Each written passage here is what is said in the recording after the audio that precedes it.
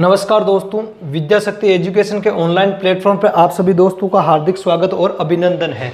दोस्तों आज अपन इस वीडियो में पढ़ेंगे दर्पण और प्रतिबिंब निर्माण।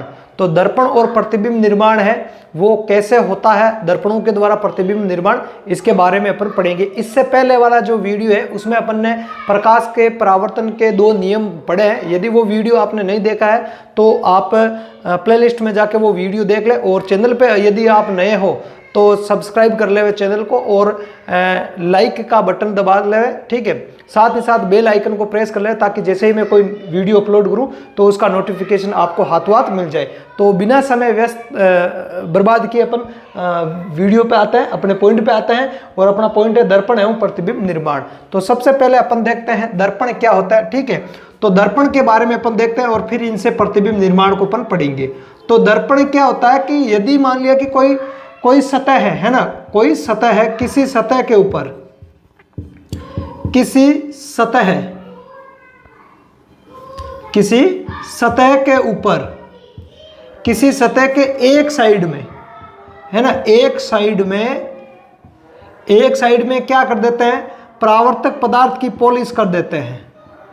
परावर्तक पदार्थ की क्या कर देते हैं, परावर्तक पदार्थ की क्या कर देते हैं, पॉलिश कर देते हैं। पॉलिश करने से उसकी जो दूसरी साइड होती है वो परावर्तन का कार्य करने लग जाती है। जो दूसरी साइड होती है, दूसरी साइड जो होती है या दूसरी जो सतह होती है वो किसका कार्य करने लग जाती है, परावर्तन का कार्य करने लग जाती है। तो उसको अपन कहते हैं दर्पण, ठीक है। कोई सतह, किसी सतह की एक साइड के ऊपर अपने परावर्तक पदार्थ की क्या कर दी, पॉलिश कर दी, तो उसकी दूसरी सतह वो प्रकाश का परावर्तन करने लग जाएगी। क्या करने लग जाएगी, प्रकाश का परावर्तन करने लग जाएगी, ठीक है। तो वो बन जाता है दर्पण। क्या बन जाता है, दर्पण। अब अपन बात करें दर्पण, तो दर्पण 2 प्रकार के होते हैं। दर्पण कितने प्रकार के होते हैं, दर्पण 2 प्रकार के होते हैं, ठीक है। एक तो होता है समतल दर्पण, एक तो कौन से दर्पण होता है, समतल दर्पण, और एक होते हैं गोलीय दर्पण। एक कौन से होंगे, गोलीय दर्पण, ठीक है। समतल दर्पण में क्या होगा, जो परावर्तक पृष्ठ का कार्य करने वाली जो सतह होती है वो समतल होती है। इनमें परावर्तक पृष्ठ कैसी होती है, समतल होती है, ठीक है। परावर्तक पृष्ठ कैसी होती है, समतल होती है, तो उनको अपन समतल दर्पण कहते हैं। और ऐसे दर्पण जिनमें परावर्तक पृष्ठ कैसी हो, गोलीय हो, कैसी हो, गोलीय, या कह सकते हैं अपन वक्रित हो, तो उसको अपन कहते हैं गोलीय दर्पण कहते हैं। आगे बात समझ में। तो पहली बात तो ये कि जो दर्पण होता है 2 प्रकार के होते हैं, समतल दर्पण और गोलीय दर्पण। दर्पण किसको कहते हैं कि यदि किसी पारदर्शी पदार्थ होता है या जो कोई सतह होती है, किसी पारदर्शी पदार्थ की एक साइड पर, एक सतह के ऊपर परावर्तक पदार्थ की पॉलिश कर दी जाए तो उसकी जो दूसरी साइड होती है वो प्रकाश का परावर्तन करने लग जाती है। ऐसी जो संरचना बनी है, सतह बनी है, उसको अपन कहते हैं दर्पण। ये दर्पण होते हैं 2 प्रकार के, समतल दर्पण और गोलीय दर्पण। यदि परावर्तक पृष्ठ का कार्य करने वाली सतह समतल हो तो उसको समतल दर्पण कह देंगे, और यदि परावर्तक का कार्य करने वाली जो सतह है वो गोलीय हो, वक्रित हो, है ना, तो उसको अपन कह देंगे गोलीय दर्पण, ठीक है। अब अपन पढ़ेंगे इन दर्पणों के दोनों प्रकार के। गोलीय दर्पण के आगे 2 और प्रकार होते हैं, समतल दर्पण और अवतल दर्पण और उत्तल दर्पण, जिसको अपन आगे पढ़ेंगे, ठीक है। अब दर्पणों द्वारा प्रतिबिंब निर्माण में अपन सबसे पहले पढ़ेंगे समतल दर्पण द्वारा प्रतिबिंब निर्माण, ठीक है। तो समतल दर्पण द्वारा प्रतिबिंब निर्माण कैसे होता है, इससे पहले इसको अपन एक बार नोट्स के रूप में मैं लिख देता हूं, ठीक है, ताकि आप इसका स्क्रीनशॉट ले लो। तो दोस्तों इसको एक बार मैंने लिख दिया, एक बार इसको अपन फटाफट से देख लेते हैं, ठीक है। तो दर्पण किसको कहते हैं, दर्पण यदि किसी पृष्ठ या सतह के एक तरफ परावर्तक पदार्थ की पॉलिश कर दी जाए तो उसकी दूसरी जो सतह है वो परावर्तन का कार्य करने लग जाती है, उसको अपन क्या कहते हैं, दर्पण कहते हैं। ये दर्पण कितने प्रकार के होते हैं, 2 प्रकार के होते हैं। एक तो है अपने समतल दर्पण, और एक है गोलीय दर्पण। समतल दर्पण किसको कहते हैं, वह दर्पण जिसका परावर्तक पृष्ठ समतल हो, उसको क्या कहते हैं, समतल दर्पण कहते हैं। इस वीडियो में अपन समतल दर्पण और इसके द्वारा बनने वाले जो प्रतिबिंब है उसकी विशेषताओं को ही देखेंगे। गोलीय दर्पण के लिए अपन अगले वीडियो में पढ़ेंगे। तो गोलीय दर्पण की परिभाषा क्या होती है अभी मैं वो बता दूं, ठीक है। गोलीय दर्पण किसको किसको कहेंगे कि ऐसा दर्पण जिसकी परावर्तक पृष्ठ कैसी हो, गोलीय हो, तो उसको अपन क्या कहते हैं, गोलीय दर्पण कहते हैं। आगे बात समझ, जिसके बारे में आगे पढ़ेंगे। अब समतल दर्पण के द्वारा जो बनता है प्रतिबिंब, उस प्रतिबिंब की विशेषताएं क्या होती है उसको अपन देख लेते हैं। तो जैसे मान लिया कि ये एक समतल दर्पण है MN, ठीक है, ये इसकी सतह MN, तो ये एक समतल दर्पण है। इधर पीछे का भाग है, दर्पण का भाग है, ये इधर दर्पण का भाग है, ठीक है, इधर है दर्पण का भाग और ये है सामने का भाग, ये है सामने का भाग, ठीक है।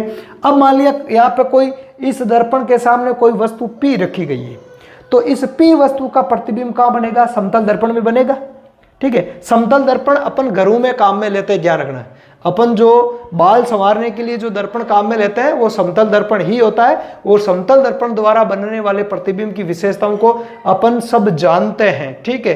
तो समतल दर्पण द्वारा बना प्रतिबिंब है, उसकी विशेषताएं क्या होगी।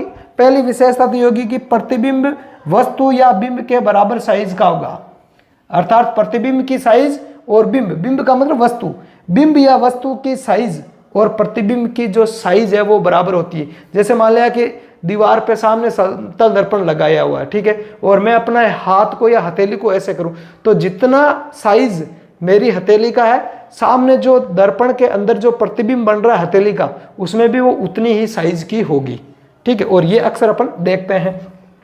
दूसरी विशेषता, प्रतिबिंब दूरी और बिंब दूरी सदैव क्या होती है, बराबर होती है। जैसे मान लिया कि ये दर्पण है, इस दर्पण से यहाँ आगे कितनी दूरी पर वस्तु को रखा गया, जैसे मान लिया कि 1 मीटर की दूरी पर रखा गया है, तो दर्पण के अंदर प्रतिबिंब भी हमें 1 मीटर की दूरी पर ही दिखाई देगा। आगे बात समझ में। तो यहाँ पे प्रतिबिंब और बिंब के बीच की दूरी कितनी हो गई, 2 मीटर हो गई। ध्यान रखना, ऐसे इस प्रकार के क्वेश्चन पूछे जाते हैं। सवाल आता है कि यदि किसी समतल दर्पण के 1 मीटर सामने किसी वस्तु को रखा गया है, तो दर्पण में बनने वाले प्रतिबिंब और उस वस्तु के मध्य की दूरी कितनी होगी, तो 2 मीटर हो जाएगी। 2 मीटर कैसे होगी, 1 मीटर सामने तो वस्तु को रखा गया है और 1 मीटर पीछे दर्पण में प्रतिबिंब बनेगा, तो 1 मीटर इधर का 1 मीटर इधर का जुड़कर टोटल दूरी, प्रतिबिंब और बिंब के बीच की दूरी, ये टोटल कितनी हो गई, ये हो गई अपने 2 मीटर। कितनी हो गई, 2 मीटर की दूरी हो जाती है, ठीक है। यह सवाल ऐसे पूछ ले कि किसी समतल दर्पण के सामने 1 मीटर की दूरी पर किसी वस्तु को रखा गया है, तो दर्पण के अंदर उस वस्तु का प्रतिबिंब कितनी दूरी पर बनेगा, तो 1 मीटर की दूरी पर ही बनेगा, ठीक है। क्योंकि बिंब दूरी और प्रतिबिंब दूरी सदैव क्या होती है, बराबर होती है, ठीक है। अगली विशेषता, प्रतिबिंब आभासी होता है। प्रतिबिंब आभासी, आभासी का मतलब है कि समतल दर्पण द्वारा बनने वाले प्रतिबिंब में वो कभी भी वास्तविक नहीं होते हैं, इनको पर्दे के ऊपर प्राप्त नहीं किया जा सकता है। जब तक वस्तु दर्पण के सामने रहेगी तब तक ही वो दिखेगी। जैसे मान लिया कि मैं दर्पण के सामने खड़ा हूं, तो मेरा जो चेहरा है वो दर्पण में दिख रहा है, मैं दर्पण से हट जाऊंगा तो प्रतिबिंब भी उसमें से गायब हो जाएगा, क्योंकि प्रतिबिंब आभासी है, वास्तविक नहीं है, ठीक है। तो वास्तविक प्रतिबिंब को अपन पर्दे पर प्राप्त कर सकते हैं, आभासी प्रतिबिंब को कभी पर्दे पर प्राप्त नहीं कर सकते हैं, ठीक है। और साथ ही साथ जो प्रतिबिंब होता है वो सीधा भी होता है, ठीक है। कैसा होता है, सीधा होता है। भाई सर ऊपर है तो सर ऊपर रहेगा, ऐसा तो नहीं सर नीचे चला गया यार पैर ऊपर चला गया, ऐसा तो नहीं। प्रतिबिंब है वो हमेशा सदैव सीधा ही रहता है, ये आपको ध्यान में रखना है। और लास्ट और अंतिम जो विशेषता है समतल दर्पण द्वारा प्रतिबिंब निर्माण की, वो विशेषता प्रतिबिंब पार्श्व परिवर्तित होता है। पार्श्व परिवर्तित का मतलब है बिंब का जो दायां भाग है वो प्रतिबिंब में क्या बन जाएगा, बायां बन जाएगा, और बिंब का बायां भाग है वो प्रतिबिंब में क्या बन जाएगा, दायां बन जाएगा। इसको बोलते हैं पार्श्व परिवर्तन। जैसे ये P है, तो इस P की आकृति में ये घुमाव किस तरफ है, इस तरफ है, तो प्रतिबिंब में भी इस तरफ, ठीक है। या यूं समझो आप इसको, जैसे मान लिया कि मेरी हथेली है, ठीक है, अभी हथेली, तो इधर मेरा मुंह इस तरफ है, तो ये मेरी राइट हैंड साइड है, ठीक है, दायां पार्ट, और ये हो गया बायां पार्ट। तो अंगूठा किस तरफ है, मेरा मुंह उधर है, तो मेरा मुंह इधर है, तो ये मेरा राइट हैंड है और ये इधर वाला लेफ्ट हैंड है, तो अंगूठा राइट हैंड की ओर है। अब जो इस हाथ का या हथेली का जो प्रतिबिंब बनेगा वो कैसे बनेगा, वो बनेगा ऐसे। तो ऐसे बनेगा, तो अब हथेली सामने आ गई, तो इसका ये पार्ट कौन सा हो गया, ये लेफ्ट हो गया, और ये क्या हो गया, राइट हो गया। भाई मैं ऐसे घूमूंगा तो उल्ट साइड चेंज हो जाएगी ना, ठीक है। तो इसको बोलते हैं पार्श्व परिवर्तन, ठीक है। तो समतल दर्पण द्वारा बना प्रतिबिंब है वो पार्श्व परिवर्तित होता है। ये विशेषताएं हैं, इंपॉर्टेंट है, ध्यान रखना। इंपॉर्टेंट है। और 2 सवाल यहां से बताइए, ये दोनों इंपॉर्टेंट है। तो पहली बात तो है कि समतल दर्पण द्वारा बनने वाला प्रतिबिंब है वो वस्तु या बिंब या वस्तु के बराबर साइज का होता है। ठीक है, प्रतिबिंब की दूरी और बिंब की दूरी सदैव बराबर होती है। मतलब यदि 1 मीटर सामने दर्पण से प्रतिबिंब को रखा गया तो बिंब को रखा गया तो प्रतिबिंब भी दर्पण में 1 मीटर पीछे की तरफ बनेगा। ठीक है, बराबर दूरी पे बनेगा।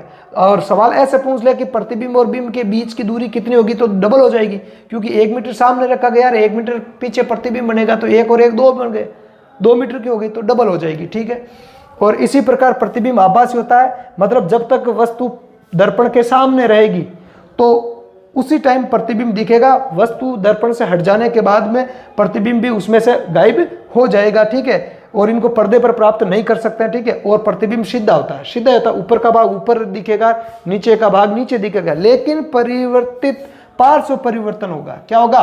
पार्श्व परिवर्तन होगा, अर्थात बिंब का दायां भाग प्रतिबिंब में हो जाएगा बायां, और प्रतिबिंब का जो बायां भाग है, बिंब का बायां भाग है वो प्रतिबिंब में क्या हो जाएगा? दायां हो जाएगा। इसको बोलते हैं पार्श्व परिवर्तन। ठीक है, तो समतल दर्पण द्वारा बनने वाले प्रतिबिंब की विशेषताएं अक्सर पूछी जाती है। ठीक है, इस वीडियो में फिलहाल इतना ही पढ़ेंगे। धन्यवाद।